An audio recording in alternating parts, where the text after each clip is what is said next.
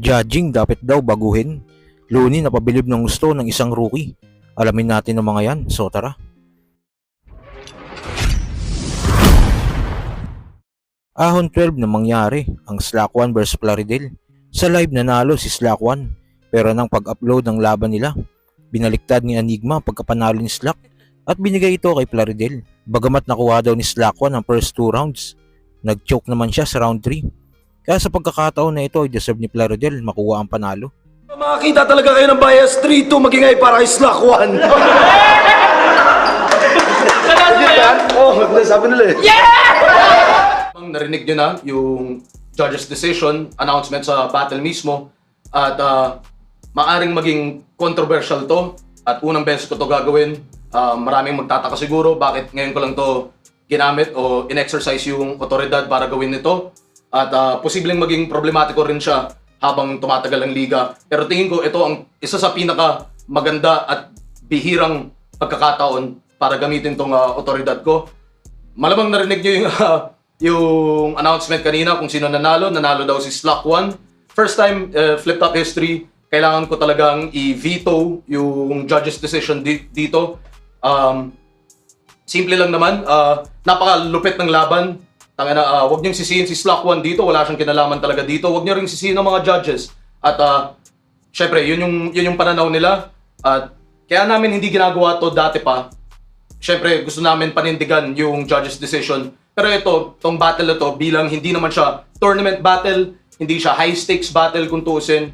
At medyo mas madaling halimbawa para i-overturn yung decision. Tingin ko tama lang talaga na manalo talaga dito si Plaridel, no? Sa mga gantong pagkakataon, may mga dapat pa talagang ayusin sa judging system ng Flip Top. Sa interview nga ni M-Site, kasama ang Topic Squad, dito ay na-open nila ang sistema ng pagurado sa battle. Kung meron pa ba dapat baguhin dito? Dito nga pinasok ni M-Site ang judging na walang paliwanag, kumbaga boto lang, para maiwasan umanong misunderstanding sa pagpapaliwanag. Bakit yun ang boto niya? Pinag-iisipan niya daw itong gawin sa liga niyang Motus. Ito naman kayong dalawa. Ano sa tingin nyo yung pwedeng gawin para magkaroon ng judging na walang ganto? Yung hindi magkakaroon ng ganto? Parang walang ganito. Hindi, yung I mean, ganitong yung hindi uproar ng magkakaroon tao. ng issue. Yung ano. Gaano siya, anong sa tingin mo na, kung ikaw magkakaroon ka ng liga, anong judging system yung gagamitin mo? Anong gagawin mo? Nakalamat. Nag-iisip nga ako eh. Ako, ito, ginawa ko dati sa Motus. Gumawa kami ng app, si Casper gumawa ng app sa cellphone. Punchline counter ginawa namin. Kaso, hindi siya, Parang sa akin, Lou, Hindi siya ganun hindi siya ka-effective. effective kasi ang mangyayari, yung mga tao magte-tailor ng sulat sa punchline count. So na pwedeng yun nga eh. ma-impluwensyahan yung yung Somehow style parang mismo. nilimit mo rin eh. Mababox din sila dun eh. Parang nilimit Tsaka mo rin. para sa akin, hindi naman pwedeng maglagay ng kahit anong criteria na set.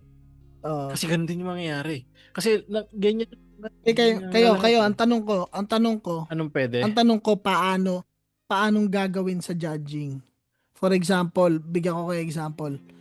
Yung mga judge, papasok muna sa kwarto, panonoorin muna ulit ng isang beses yung battle. Yung mga rounds. Maikli lang naman yan kung tutusin yung mga rounds. Then Pagsasamahin nila yung live tsaka yung replay. kumbaga parang isa sa naisip ko, kunyari, di ba, 3 battles to. Pagkatapos ng 3 battles, yung first battle, habang nagbabattle yung second battle, yung mga judge ng first battle nasa loob na. Pinapanood yung Kumbaga, una. Oo. Kumbaga, after ng second battle, doon i-announce sino panalo ng first battle. Ng judging lang, na hindi na nag-explain yung judges, okay lang ba sa inyo?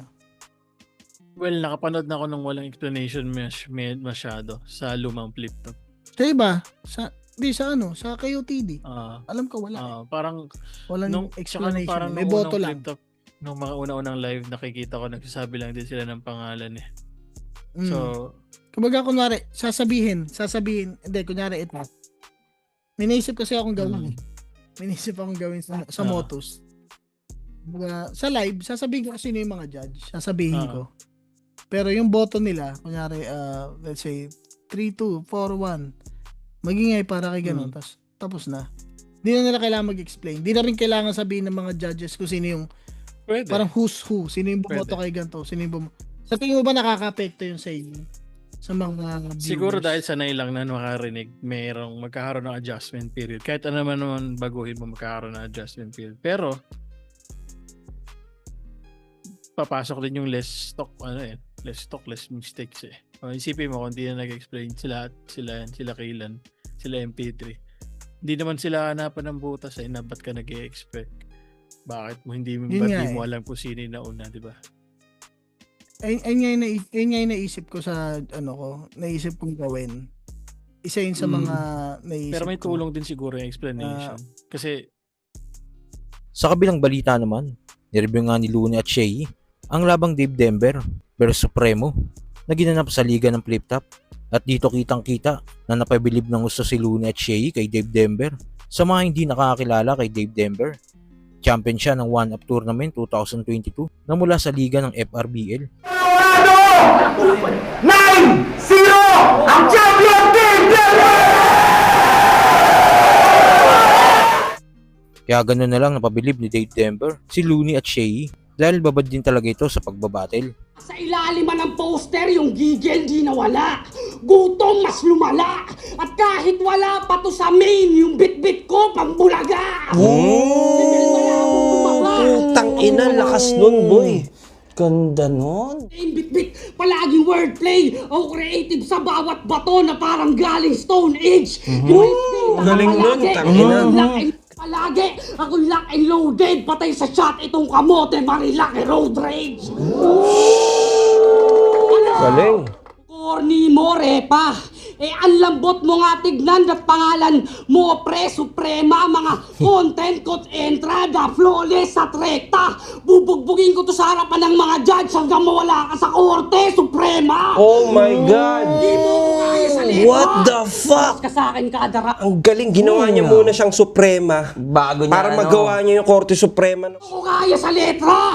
Panis ka sa akin kada round. Kahit lumapit pa sa adik at sa kapit na bayaw. At kamit garik palaraw. Tsak na sa langit ang tanaw. Gusto ko pa sana tong katayin. Kaya sabi ni Arik, time na raw. Tang ina, linis tong round na yun, boy. Ito yung handang-handa na MC. Ito yung dapat binibigyan ng mataas na talent fee. Ano ako? Parang gusto kong ulitin yung buong round. Parang ang daming magagandang sinabi. So okay ba mga kuys, tingin nyo ba maganda ang future ni Dave Denver sa Flip Top? At anong tingin nyo sa judging system ng Flip Top? May dapat pa bang baguhin o okay na yung nakasanayan natin? Kung ano man sa loobin mo, comment mo lang sa baba na mapag-usapan natin yan. So yun lang. God bless.